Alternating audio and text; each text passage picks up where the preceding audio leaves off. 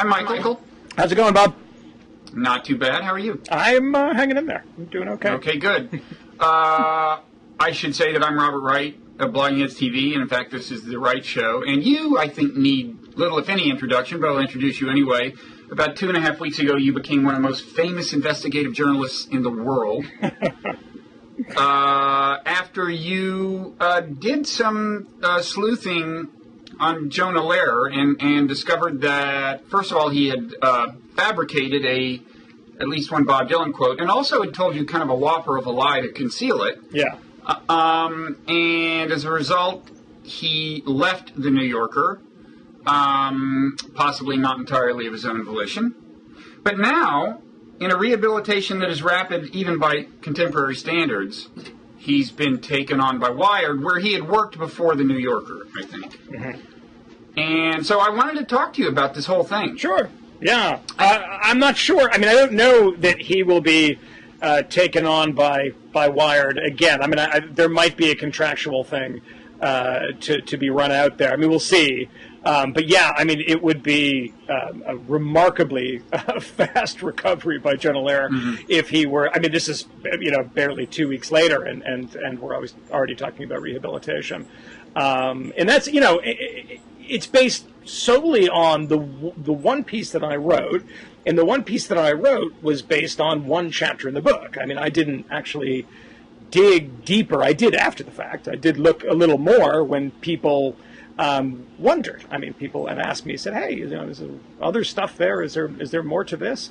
Right. And I got sort of caught up in the whole lying bit, and chasing down sources that didn't exist, and talking to people who had never talked to Jonah Lehrer. So that was its own kind of sub-story that was fairly interesting. And what ended up happening is after the fact, I looked and other people have sent me things, and I think that there's a lot more stuff in that book, and perhaps the second book, called How We Decide, that is also problematic. I mean, these things tend not to happen just once. Do you plan to write more about it? I saw that you wrote a little smidgen about this interview he said he described having done with this pilot, and that turned out to be eerily similar to something the pilot had actually said in some other venue much earlier or something, right? Yeah, I think in 1991 or something. No, I don't really have. I mean, it would feel strange if I kept on this, that I'm sort of flogging this dead horse, or a horse. It's live. The horse is live again. The horse it's time to flog this thing some more, Michael. The horse seems to have recovered miraculously. The horse is up. Yeah. So I mean, I don't have plans to write about it. I do know that other people have reached out to me because others are planning on writing about it. So yeah, I mean, the stuff is out there. It can't be taken back. It will get out. And there are other quotes that, I think that Jonah Lehrer did interviews with these people. And my guess is, based on, poking around a little bit, is that without because he didn't get the answers that he wanted, maybe, he consulted other previous interviews. It's very similar to what Johan Hari got in trouble for in the UK. Journalist for The Independent, previously The Guardian. You'll have to remind us, I'm afraid. Yeah, Johan Hari was a sort of wunderkind, George Orwell prize-winning journalist who has had some problems in the past with the truth. I mean, he was a big Iraq War supporter in 2003, and then sort of did a switch, did sort of a kind of an Andrew Sullivan major switch, where he really went the other way.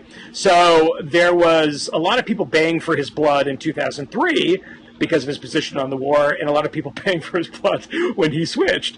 And so he had been accused in 2003 of making up some characters in the story that he wrote from Iraq, and kind of eliding some details and some truths. And then it was found out that he had taken quotes from other interviews, one, I believe, with Hugo Chavez, and inserted them into his own interview. One was actually from The New Yorker, which seems to be a place a lot of people like to crib from. So that ended up happening, and he was fired or suspended from The Observer The Observer held on for a rather long time, actually, and refused to punish him. And then his Orwell Prize was revoked. And at the end of this, he said, well, I apologize for all of this. I am now going to, I'm penitent, and I'm going to go to journalism school at Columbia and kind of a backwards process. I'm going to figure out how to do this job now. Mm-hmm. So what I think some of the Lehrer stuff that I've seen since then, two things that I found, for instance, are very similar in the sense that they're quotes that don't appear to me that they came from the interviews that he did, and because they had previously been quoted, and unless the interviewees have a remarkable ability to by rote recite certain phrasings and words in the mathematical possibility of these being exactly the same, very, very slight. So now that's different from the one. Spell out exactly what the crimes you're sure of are. Okay, on the one hand, there's a case of out and out fabrication, right? Yeah. And it's funny because it's not like it was absolutely necessary. It did make the quote a little better. Sure, but you're right. Yeah, it wasn't absolutely necessary. No. It was kind of icing on the cake. Yeah. But these interview things, that sounds different. That sounds like appropriating the work of another interviewer and claiming it as your own. Is that right? Yeah, and I think that has happened in a couple of instances that I've found. And, I tweeted one thing when somebody questioned and said, hey, 6 Dylan quotes that are dodgy in different ways. It's not that bad. You can make that argument. I don't buy it, but I think that once something like this happens, there's always more. Nobody does this sort of thing in isolation. So, I just poked around a little bit and I said, hey, here's another one. But with the stuff that I found, I didn't really have a desire to revisit this in print.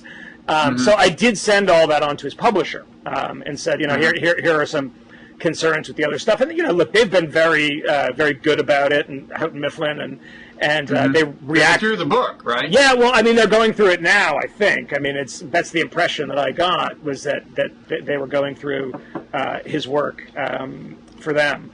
And, look, the funny thing is, and I've explained this a few times talking about this, was that my initial instinct here was to actually defend Jonah Lehrer against the self-plagiarism charge, which is a bit of Right, we should say that earlier there had been this, that was just shameless recycling. He was taking whole paragraphs of his own. Sure. And plugging them into kind of supposedly new things. Yeah. And that's a very different thing. It's a very different thing. And when I was looking at the second book, How We Decide, most of that stuff appeared online too in different forms. So I don't know if he had cleared that with science blogs or with Wired or whoever. I'm not terribly interested in finding out either.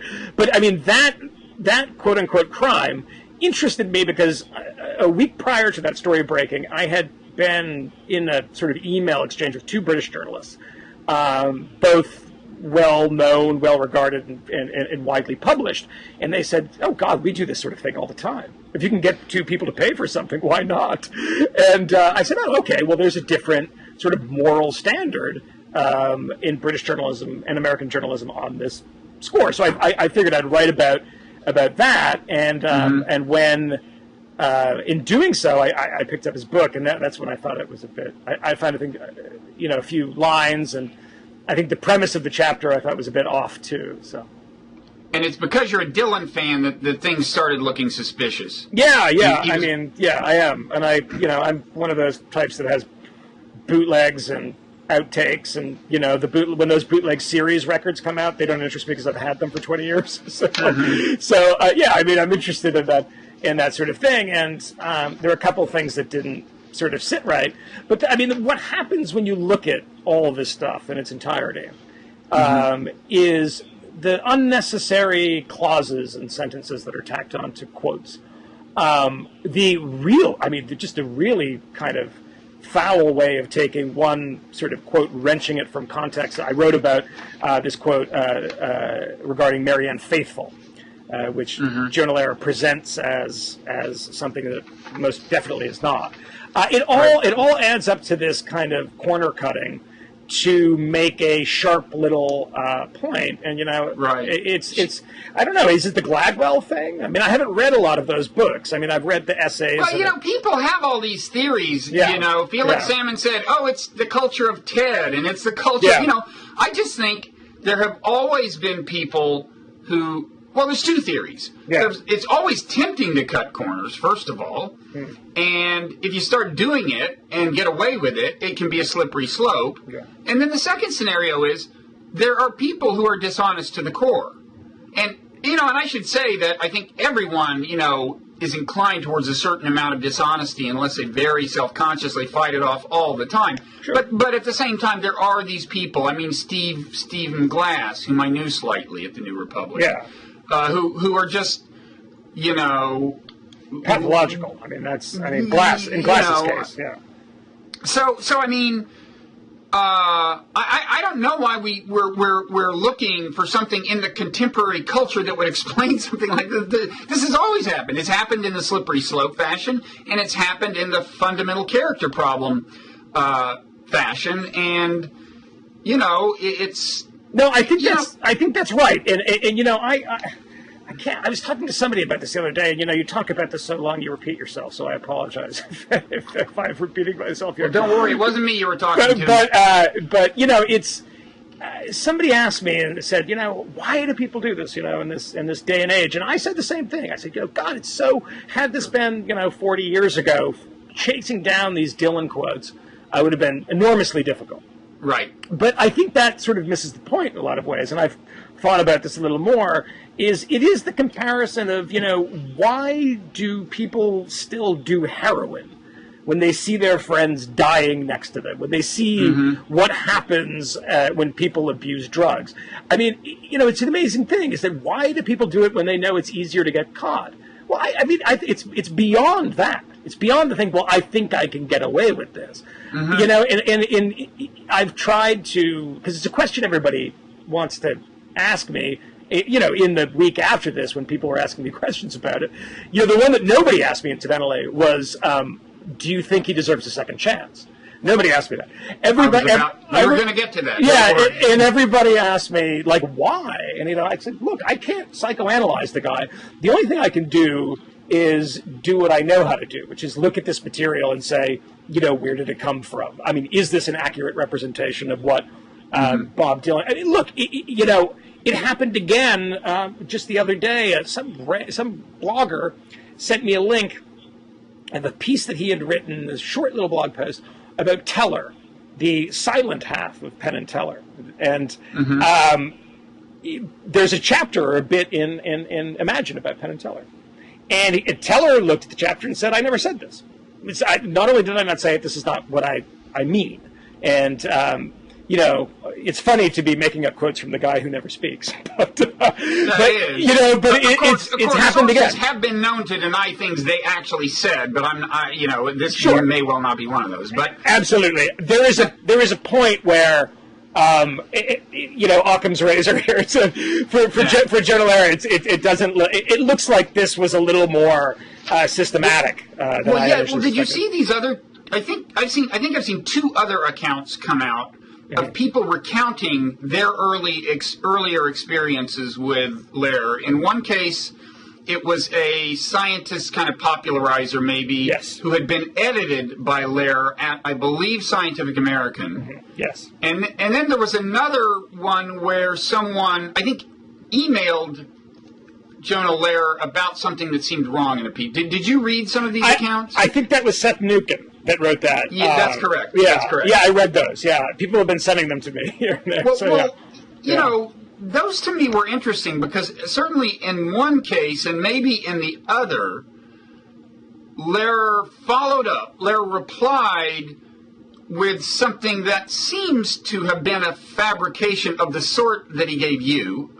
When he claimed to you that he had access to this unpublished transcript of an interview with Dylan, thanks to Dylan's manager. Yeah.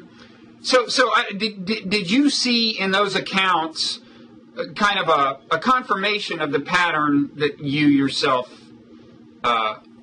documented? Yeah, I mean, look, when we spoke about it, after he admitted this to me, I mean, I got the sense that he just simply figured that I would never follow up. That, you know, I mean, there were 3 sources that he provided me, none of which turned out to sort of contain the quotes or vindicate him in any way. All 3 of which, I mean, it's a very stupid thing to do, primarily because all 3 of which were very, very difficult to get to. So when someone gives you 3 in a row, and they're all really, really hard to find. So, for instance, one was, that is something that can be found in Bob Dylan's Theme Time Radio Hour, Bob Dylan's satellite radio show, which he did, 100 episodes of. Right. And they're an hour long, and that's a tough one to find. The other one was a print edition of a fan collection of interviews. The fans put this thing together. It's called the Fiddler Upspoke. It's a nerdy fan thing, which is very hard to get. I mean, if you find it on eBay, it's going to cost you $300, and there are 11 volumes of it or something. So I talked to the editor of that volume.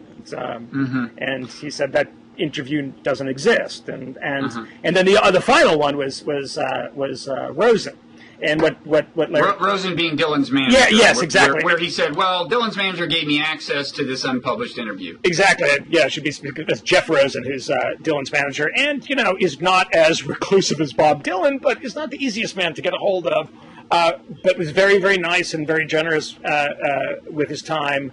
With me, and just, I mean, more than anything, he just wanted to set the record straight and say, he's sort of the guardian of Bob Dylan and the Dylan record. I mean, it sounds silly to a lot of people who aren't fans, but there is an academic. Christopher Ricks can tell you there's an academic industry of Dylanology. So, and did all 3 of these claims about these sources come to you in a single email or what? How did it unfold? They came, I think, in separate emails. But the specificity of the Rosen claim, for instance, was to further kind of throw me off track and to further sort of establish that he had seen footage that I couldn't possibly see. So beyond just mentioning, this can be found there, he provided other detail of the film and the interviews that he'd never seen. Now, were you not able to track down those other sources that sound impossible to track down or close to it? Yeah, they don't exist. So technically, we don't know that those were lies. Yeah, I would sort of 99% say that they are. And he never. I mean, in fairness, he never told me that they were lies, and he insisted. Right. He insisted until the last moment we spoke that. I just can't find them, and so I panicked and lied. Though, when he did resign from the New Yorker, he did admit to, and he never admitted to me, which is interesting, but he did admit in that letter or that little paragraph to fabricating a quote or quotes, which was news to me because, I mean, look, I knew that they didn't exist. But he insisted to me till the end. And if you read the piece that I wrote, I mean, I did include that. I mean, I was not going to, go throwing thunderbolts at him and say, I gotcha. I didn't. I was not interested in doing that.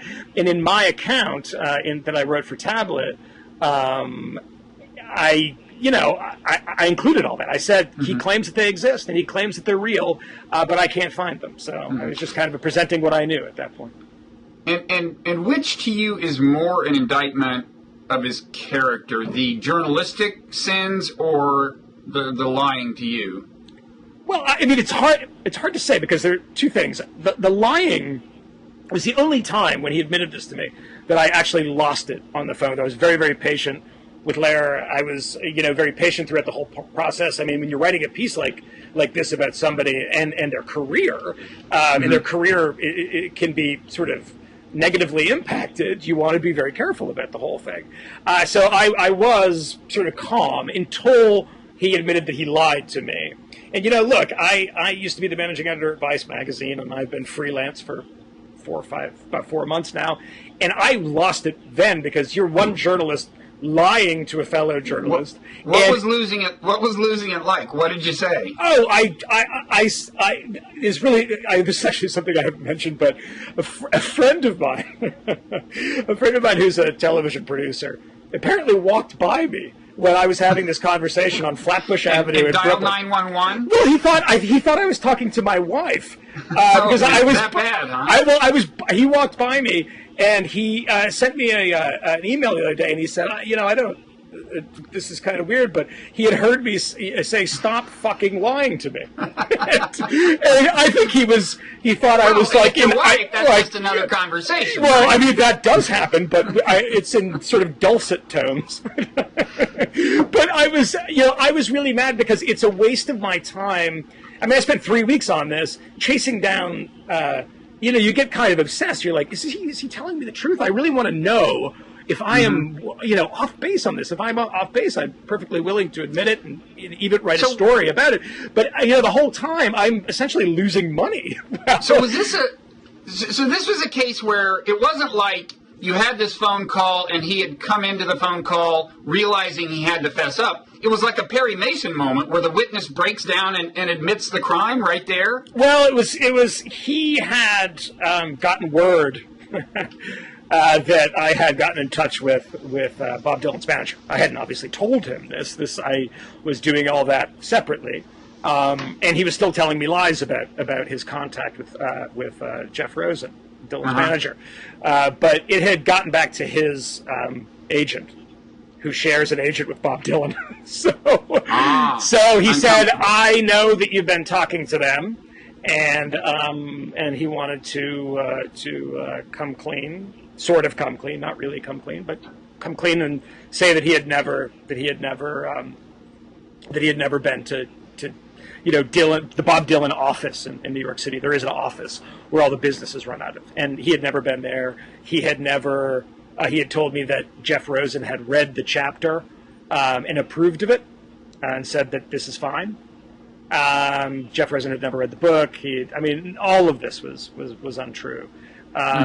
So it was after. It was only then that when it was clear that I was onto this, that he admitted it. I see. Yeah. But it happened in mid-conversation.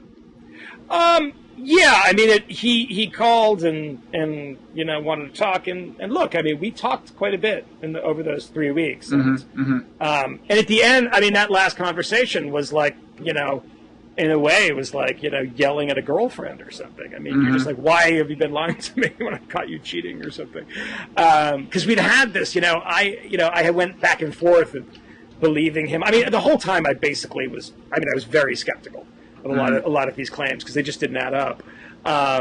But that last conversation, I did get really angry. I mean, I felt in some way sort of betrayed. I mean, we've been in this long back and forth, and give me a little more time. I'm just trying to find this. I don't have my notes. I don't know. And you do all that for a while, and then somebody says, "Oh, that was all bullshit," and I was just stalling. And by stalling, you're wasting my time. And there's so many other pieces I should have been working on, and things that I didn't, deadlines that I missed and everything, because I had become sort of obsessed with figuring out why had I never heard this Dylan stuff. And was he kind of immediately remorseful in a way that won you over at all? Well, no, not really. I mean, we did have a conversation about. I told him that I had to publish this. It's it's my job, and that's what I was doing, and that's the piece I was working on. And I mean, it would look. I also told him it would look really bad for me if I uncovered this stuff and then didn't write about it. And that would be very curious, right? So no, we did have that conversation multiple times that day of saying, please don't publish this. And did I consider it? I mean, I thought about it. I mean, of course. I mean, the case being made is that you're going to essentially I'm not going to lose my job so much as I am going to lose my vocation. I don't even have a profession anymore after this, which is, I mean, essentially the argument, which makes you feel terrible. Well, did he succeed in at least making you feel bad about the fact that you were going to publish the story? I mean, he explicitly asked you not to, it sounds like, and presumably he, I would think a person in that position gets a little emotive about the impact it's going to have on him. Yes, all true. And so did he at least succeed in making you feel bad? Oh, yeah, sure. It made me feel horrible. Look, I mean, there was never a moment at which I thought, I'm doing something bad to Jonah Lehrer. I mean, Jonah Lehrer was doing something bad to himself by not being honest with me, by lying to me, by cutting corners in his journalism, by inventing quotes or whatever it might be. But at the same time, is that there was an appeal to I don't know. I mean, I felt horrible about it. I still feel kind of bad about it. The more I see it unfold, the less bad I feel about it, if that makes any sense. I see further examples. I see a lot of, I saw something in the Harvard Business Review today defending him. I saw, there's this piece in the Observer defending him. And, I don't want him to lose his job. I didn't want for him to lose his livelihood, but that doesn't mean I don't think that it was well deserved. There is a distinction there. Well, I don't want. It makes you feel horrible. I mean, look, we talked, and I knew that he had a child that was exactly the same age as mine, 15, 16 months old. And then you say, oh, goodness, God. But then again, somebody just did point out to me the other day that he owns Julia Schulman's house in the Hollywood Hills, and he bought it for $2.4 million. So I mean, if he sells that, he's okay. If he needs cash, he can get some. Yeah, I mean, I rent in Fort Greene, so I'll see if I can make rent this month. So. Yeah. Okay, so you found, both in your further research and in these examples offered by other people, this portrait has gotten fleshed out of first of all, different kinds of, corner cutting might be the polite term, but, quote, fabrication, taking things gathered by other journalists, taking credit for them, and so on. And in these other cases, as in yours, there seemed to be a kind of a cover-up story. Yeah. That in some cases seemed almost gratuitous, like more elaborate than it had to be. But in any event, so you've got all this now. Do you now have a theory of Jonah Lehrer? I mean, do you think it is a case of a little corner cutting and a slippery slope? Or is this just a guy you'd, never trust, or what? It's the sort of Watergate thing of the cover-up being worse than the crime. Look, the journalistic sin committed here is a pretty grave one, if you ask me. I mean, I think it's outrageous that somebody would just invent a quote and attribute it, and especially be so stupid as to attribute it to Bob Dylan, who it's not attributing it to somebody, the singer from, I don't know, God, pick something, Manfred Mann. This is Dylan. I mean, this is a guy that people pay very close attention to. The first thing is just the utter stupidity and sort of brazenness of it. But that said, I mean, look, people don't check this stuff very much. I think that, his book, the How We Decide book, I think came out in 2008, 2009. I could be wrong about that, but I think it was around then. And there's some stuff in there that I think is pretty questionable, and nobody's checked. I mean, nobody's, and I've had science writers email me because I'm an idiot about these things. I don't know anything about. I mean, this is your domain and not mine, and a lot of others who have written me and said, hey, the science is pretty sloppy too.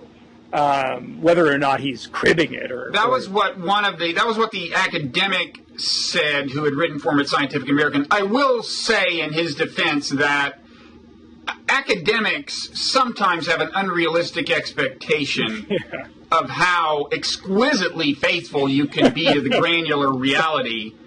You should never distort anything. Nothing you say should be wrong, but there are times when academics want you to say more when you haven't said anything wrong, and if you said more, it would just confuse people.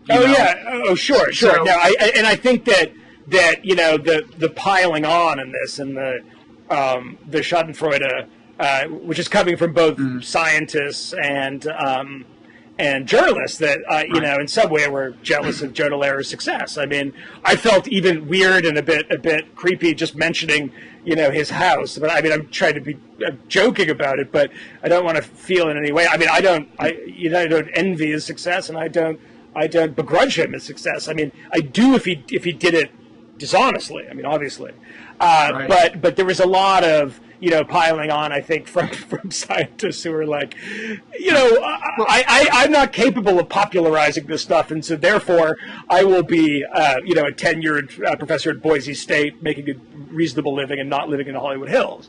I mean, there is, I think, a bit of that in there too. But there's a separate reason that you alluded to in an interview with, I think, the New York Observer. A reason that this kind of journalistic crime really annoys you, and it's something I could really relate to. So why don't you tell us what it is? Yeah, I mean, I said it in the Observer piece, and it was, I mean, that was, I think that I talked to that Foster Kammer, the guy who did the piece, that day. I mean, I had no expectation that, I knew it was going to blow up in a little sort of maybe Romanesco way. I didn't know it was going to blow up like this.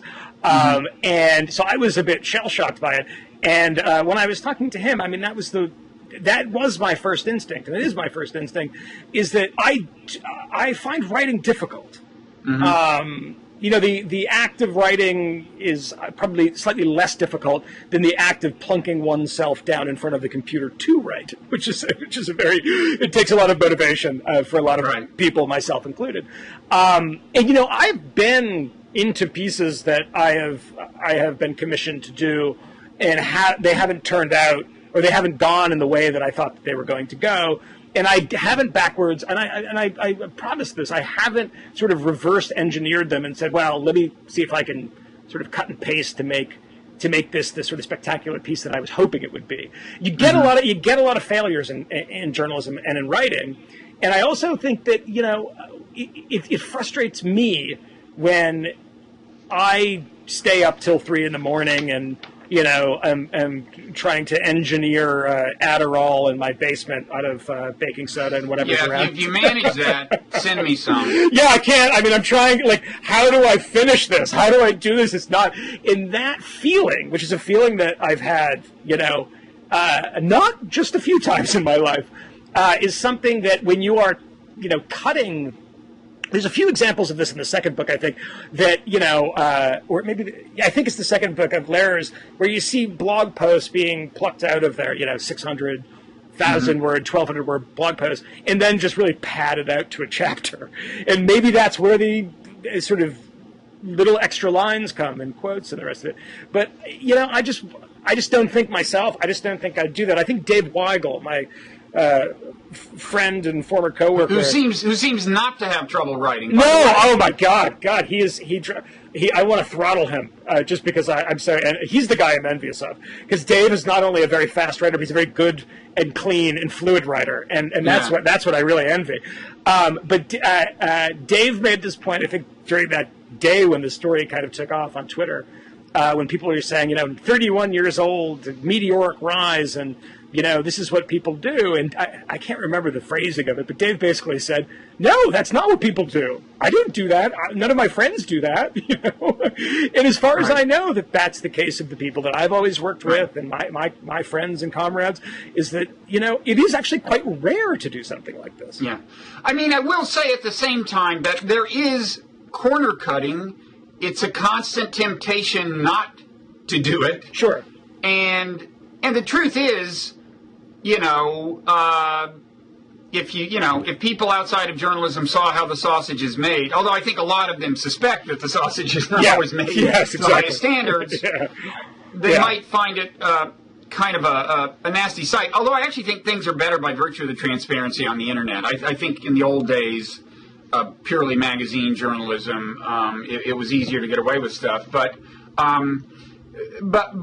But I mean, my feeling is here. First of all, I'm a slow writer, like you are, like you say you are. Yeah, I am. And I try, to kind of get the stuff right. I don't always succeed, but I really, sometimes feel like I'm going the extra mile. Yeah. And I'm verifying something that's 97% true, that I have 97% confidence in to begin with. Although, look, I got to say, once you start blogging, you make more mistakes. But still, sure, it bothers me that there are people out there who are getting away with lower standards, and that's the thing that makes me feel not kind of enraged that Jonah Lehrer, but I guess what I'd say is if I start feeling guilty about what he has endured, I say to myself, look, it's got to happen. I mean, people have to be punished as a practical matter. No, I think that's right. And again, to sort of, underscore the point that you made, it's not to say that any of us are perfect or that I haven't made stupid mistakes in the things that I've written in the past. I have things that I regret. And, by the way, things that I attempt to correct if pointed out to me. I mean, there's obviously the things, that are left-right issues or whatever it might be, political issues where people are just going to disagree with you and we're going to disagree on things. It's the stuff that's egregious and the stuff that's, well, I'm just going to make things up. I know it's not allowed, but and, to sort of, we had, talked about this before we started, is that the Zakaria thing, in a way, Fareed Zakaria, who has been suspended from CNN and Time magazine for lifting something from the New Yorker, I looked into this right away, and I found something too, by the way. I tweeted about it and said, look, I didn't accuse him of plagiarism or anything like that. I said, look, you should rewrite this stuff if you're, going to use it. And it was modestly rewritten, wasn't it? Or not? The one that I pointed out was very modestly rewritten. The one that he was got in trouble for was rewritten in a way.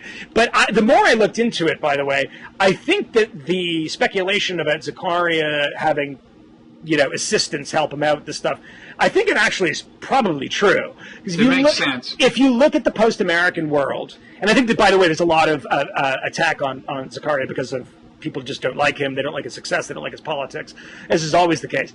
But if you look at that, and if you look at his recent columns, it all checks out. I mean, just a quick look, you can usually tell this stuff pretty quickly. And I have dinged a few people in the past for plagiarism that weren't Jonah Lehrer. And he doesn't fit the bill. And I think there was the Washington Post published a piece that they had to retract that accused him of using a quote that wasn't footnoted, which, by the way, even if that were the case, isn't the gravest crime in journalism. Now this could be an oversight. Come on. This is an interesting case study in corner cutting itself. Yes, it is. Yeah, because the journalist for the Washington Post, what happened, what I gather happened is the Washington Post reports that he had taken things from a book by Clyde Prestowitz that Fareed had. And I should say I know Fareed slightly. Yes. That he had taken things from a book by Clyde Prestowitz and had not attributed them, and I'm not sure it was plagiarism outright or just kind of taking quotes and not quoting people and not saying where the quotes had come from. But in any event, the story now, and then David Frum found that actually there were endnotes in the back of the book that did credit Prestowitz. Yes. and the way this happened, as I understand it, is that Clyde Prestowitz, once the first thing about Fareed broke, he had been nursing a grievance about this, and he called the Washington Post, and they did the story. Apparently, he himself had not noticed that in the endnotes you could find, however buried they were, the proper credits. Yeah. And let me just say, from the point of view of the journalist of the Post, whose name is Paul Fari, I think Farihi. I can just in partial defense of him. If Clyde Prestowitz comes to you, this guy's not nobody. I think he was the U.S. Trade Representative under Reagan, okay? He was, yes. If he comes to you and says, look, this guy didn't, credit this stuff in my book, you think, well, if there's one thing I can trust him to be an authority on, right? If there's one thing we all pay very close attention to, it's people who rip us off. Yeah. You'd think, well, okay, I'll go look I'll go look at the book and make sure, and so you look at the text, and I think there were probably, I don't know if there were even numbers, often there are endnotes and no numbers in the text. Anyway, it was one of those, journalists are always making judgments about the quality of their sources, and the extent to which they scrutinize what the sources have to say depends on their evaluation of the credibility of the sources. It's kind of how you get through the day. Yeah. And so I can I can really see how this would happen, right? Totally credible source on a subject he must know, and you kind of check the claim out and go, yeah, it makes perfect sense. But as it happens, he screwed up. This one's easier to check, though. I mean, if it's sources versus attribution, whereas, if someone's saying, well, Cy Hirsch has a new piece in the New Yorker about Iran, and his sources are, off-the-record sources, and then you have to, look at the entire body of Cy Hirsch's work. Has he been right? I mean, what do we know about his sources? How much do we trust him? And he has a track record with which we can judge him. And something like this, it would have been fairly easy just to look in the back of the damn book. I mean, it's an attribution. And this is something that I had with Lehrer, where he was doing this thing with me, trying to get things off the record. So there was a certain amount where I never quoted any of his emails. I never quoted any of our conversations. The one quote in that piece is a statement that he gave me on the record. It was 2 sentences. But I told him, I said, look, Jonah, I'm not asking you to reveal your sources in Mossad. I'm asking you to tell me where these quotes are. I'm looking for attribution. I mean, which are very, very distinct things. And I think with the Zakaria thing is that there was a bit of a feeding frenzy, and, it obviously didn't help when, it was revealed that Fareed was making $75,000 per speech to, corporate boards, and said, I say Godspeed to him. If you can make that kind of money, fantastic. But there was this kind of feeding frenzy, and I found a quote just looking at a recent piece, which, by the way, is what suggests to me that it might be some sort of assisting, because it was a China piece from a couple of 2 or 3 columns ago, and everything before that, I mean, I just did a kind of general look to see if this guy was getting a raw deal, and I didn't find anything else. And, I said so on Twitter, which was precisely the place where I highlighted the other quote. And even in that one, I said, look, man, you should rephrase this a little more. I mean, I don't think it's a capital crime. And the guy hosts a very smart television show on CNN. There are very few smart television shows on cable news. Right. I mean, I think it would be really sad if we didn't have Zakaria. And look, I mean, it's a lot of conventional wisdom. A lot of it I disagree with, but so what? I mean, I think the guy happened to get caught at the wrong time. An interesting question is, if it was a research assistant, that's another. Why would you say he doesn't just tell us that? Look, I think that's the weird position that he's in, is that you have to lay this stuff out in front of you and create your little T-chart and say, which one makes me look worse? Right. If I fall on my sword and say, there's not, it's not endemic in my work, there's not a history of this, I screwed up one time, I'm sorry, mea culpa. Versus saying that, this Fareed Zakaria Incorporated is like the Andy Warhol version of editorials. I mean, we just have people that stamp them out. I think that looking at that, he thought maybe that looked worse, or it was more difficult to explain. So, and there are people who are said within the business to do this on a very large scale, and are very famous. Yeah, and some of whom have written many books about a number of presidential administrations. Yeah. I don't know who you could possibly be talking about. But beyond that, I won't say anything since I have not personally corroborated any of this. Sure. But it is said to be on a massive scale, to the point where really not crediting some of these people is a dubious... Oh, sure. I mean, and look, I mean, if anybody wanted to get into this business, and I don't recommend it because I think it's a bit sleazy. I mean, I kind of walked into it, but if you want to get into the business of ferreting these people out who are cutting corners, you could make a living. You could make a living, number one, and number two, That's a great idea. All you would have to do is start with the people that produce 1,000-page, 1,500-page books every year. I don't know how it's done. And I'll tell you, I actually wrote a piece for the Wall Street Journal about a year and a half ago about a British historian who had plagiarized some stuff.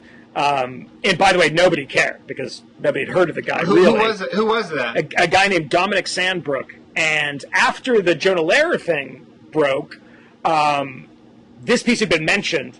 And then, a year and a half later, there was a couple of pieces in the British press about it, in the Telegraph and other places. But this is a guy who hosts, he's the presenter on this new BBC series about the 70s, Simon Schama, like, the historian as host. Mm-hmm. And, but not as good and charismatic as Schama. So he does this, and he pumps out these massive books on, decades. So he's a book on the 50s, book on the 60s, 70s, and he did a book on the 70s in America called Mad as Hell. And that was just, crazy. It was just stuff plucked from other sources and grafted together. And, he footnotes the sources, but steals the language and never tells you that what you're reading is not from Dominic Sandbrook. So this kind of, it was really easy to kind of predict that with the amount that he produces. An enormous amount. He also has, a column. He used to have a column in the Mail on Sunday. He writes for the New Statesman. Has a regular book review perch at the Times of London on Sunday, the Sunday Times. So, that didn't surprise me. And that could be research assistants, too. Who knows? Yeah. So, on this issue of rehabilitation, you've said, and I agree, that these things do have to be punished. Not that we wish suffering on the people, but I don't think suffering is ever good. I feel sorry for people who are in prison, but if you really commit a crime, this kind of has to happen for society to function very well. So, you think that the punishment had to happen. I guess you're a believer in rehabilitation. I am, yeah. But the time frame of this particular rehabilitation, right, if indeed Jonah Lehrer is now restored to, a prestigious spot at a, pretty prestigious place, Wired, is this a bit soon? I don't know if I'm allowed to, what the rating is on the Blogging Heads episode, but I will tell you, when I saw that piece on BuzzFeed, I looked at my computer and just said, "Fuck off! Are you kidding me? Just already? You have to be joking. You got to be joking." And in the piece, there was I don't know if it was Chris Anderson or who I have a lot of respect for, whoever said, well, we looked at his stuff and it was, the stuff that he did for us, and it was fine, which is, like saying, well, he stole from Walmart. He didn't steal from Target, so we out of Target will employ him. Right. It's really a kind of a senseless rationalization for it. Look, it's a weird thing. We don't have any sort of institutional standards in journalism. It's case-by-case basis. Everybody makes up their own rules in a lot of ways. You plagiarize something, you don't go to jail. You get fired. We're self-policing in that sense. Right. So it's up to, obviously, whatever editors. And if Wired wants to do that, then great. I'm not going to buy their magazine. Well, is it great? Or do you? No, I think it's. Look, I will punish them by not going. And I think Danger Room and what Noah Shackman and Spencer Ackerman, those guys do is so fantastic, and there's a lot of great stuff in those in the magazine. I would recommend that people don't read it at that point. Especially right now. It's one thing to have, as the Daily Beast did after the Lehrer thing broke. Having Jason Blair comment on, the Jonah Lehrer scandal. I understand it. That's fine. Mm-hmm. What I didn't know, by the way, and this is a quick aside, is that Jason Blair is now a motivational speaker. Or no, he's a life coach. Sorry. He's a life coach. He's a life coach. So there you go. So there's always other avenues. Well, he's learned a lot about life in the last. Yes. So, but should he be rehabilitated? A couple of things. It depends on the extent of this. Nobody has really done the excavation. I will say that I have been more pissed off at other journalists during a lot of this. A handful of whom, 5 or 6, have emailed me and said, can you send me all the other stuff that you found? To which my response was, no, do it yourself. It's not that difficult. I mean, just look around, get the books, and do what I did. I mean, I'm not going to send that to you, no. But until this is fully vetted, I mean, we can't really know. So I think all of the immediate reactions of like, no, what he did wasn't bad, or what he did was really bad. It's like, well, that was just a chapter. There's more here. We should probably look in more and see what else is there.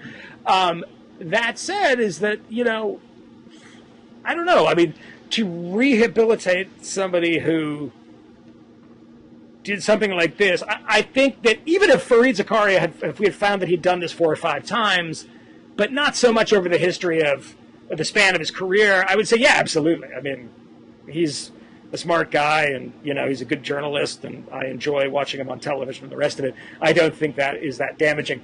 The lying, this sort of weird, sort of almost pathological lying, that even there was and I mentioned this one other time, I think, is that I was even lied to when he was confessing to me, and he told me that he had found out that I was talking to Jeff Rosen, Dylan's manager, from somebody at Jeff Rosen's office.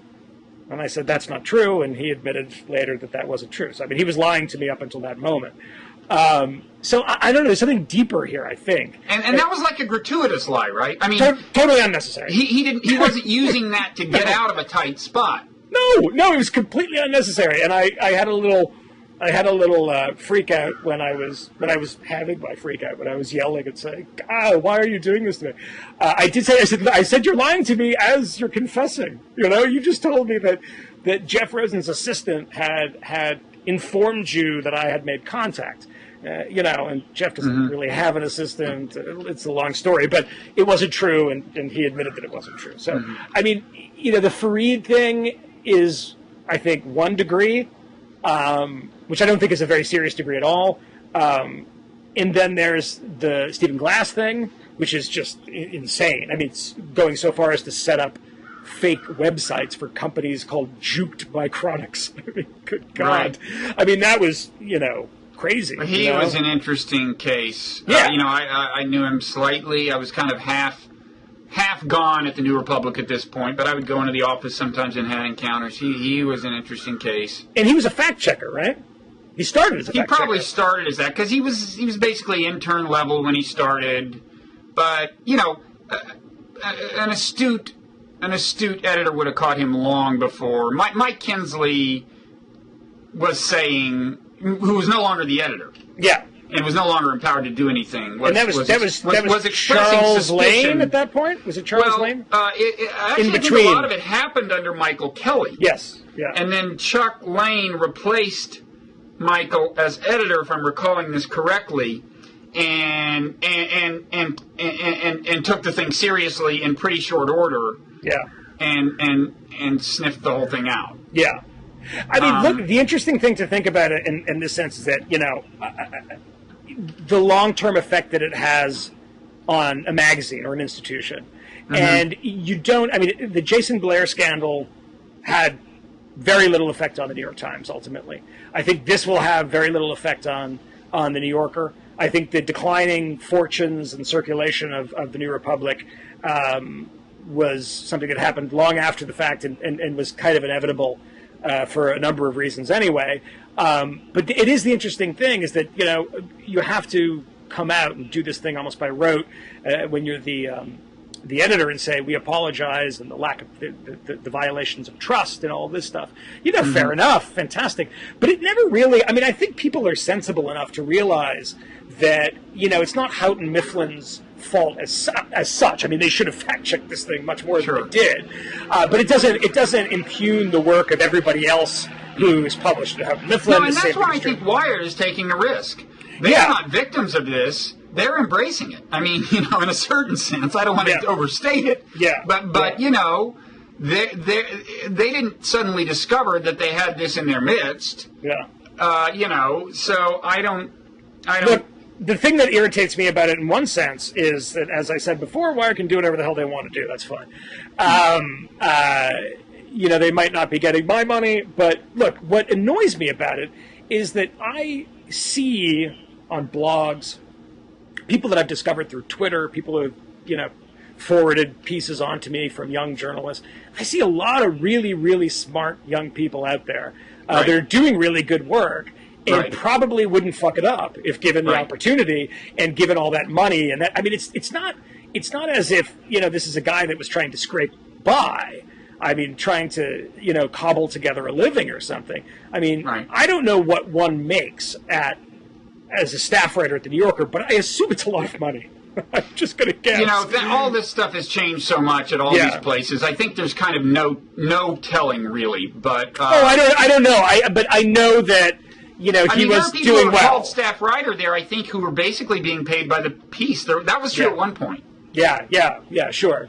But after this happened, there was a thing on Romanesco or Pointer or one of the two that a bunch of speaking engagements were canceled, and they had said that it was $20,000 a throw, and so it's not as if there's somebody trying to cobble a living together and just trying to take on as many pieces as possible because he's trying to feed his kid or something. The guy's doing well, and does he here's the thing is that I think that he would have done well and deserve that sort of success had he just not had this weird instinct to sharpen points and make them a little sort of, package them a little tighter and say, oh, isn't that great? I think the guy's talented. I think he's a good writer. I think he's a smart guy. So, it's not as if somebody actually sent this to me, and I can have to dig up the link of the Hollywood movie that is coming out in the next month or so with a bunch of big stars. It's about plagiarism, which I thought was quite funny. And the premise is a guy who just doesn't have the talent. I mean, this is what I gathered from a 2-minute trailer. Doesn't have the talent, just is pilfering other people's stuff, and then gets all this success and accolades, and of course, quite a fall. No, that's not Lehrer. That's not him. And it usually isn't. Stephen Glass is. From what I thought those stories, that was the stories where he's inventing stuff like the CPAC thing or the RNC thing. I thought were tremendously entertaining. He had a gift for it, but it suffered from that one small deficiency of not being true. The impulse to always make the story better is a good impulse in the sense that if you can find additional facts that make it better, great. But, it's kind of like Einstein said, everything should be made as simple as possible, but no simpler. And every story should be made as good as possible, but no better. Yeah. Write a novel. Apparently, you get paid well for that. So that's my advice. Well, listen, we've been talking close to an hour. We have. I really appreciate your taking the time. No problem. And I'm sorry to hear that you're not going to make a career of this, because it makes for fascinating reading whenever you uncover an evildoer. Well, if it comes across my desk again, I won't rule out writing about it. You will not shy away from it. I will not shy away from it, but I will not go out and hunt for it. How's that? Okay, you're right. Okay, that's good. Yeah. You're the reluctant sheriff, but you're ready to go. Yes, I am. So, but thank you so much for allowing me to ramble about it. I should say I feel a little bad about talking about Jonah Lehrer's not here. If he wants to come on Blogging Heads and tell his story, he is, of course, welcome. Good luck with that. His side of any story. Yeah. Well, I'm willing to talk to him again. My daughter, by the way, has just crawled on top of my lap. Excellent. I am willing to talk to him about it, but I think that he is going to be in hiding for some time, so we'll see. I doubt that he would embrace the opportunity to have a conversation with you, but our platform is open to him. Well, I did. I'll end on this. I said in our final phone conversation, when there was a break in the seriousness of it, I said this would be a great episode of This American Life. What did he say? Well, I think there was just a pause, and not because we were kind of bickering and arguing, about it was a very strange phone conversation after 3 weeks. I bet it was. Yeah, my daughter, by the way, is just sitting waving at the camera. That is what Blogging Heads is for. A little impromptu stuff. So. Things that would not happen on CNN, and this is one of them. Yes. Okay, well, thank you, Michael. All right, Bob, I really appreciate it. My pleasure. Thanks. Take care. Bye-bye. Bye-bye.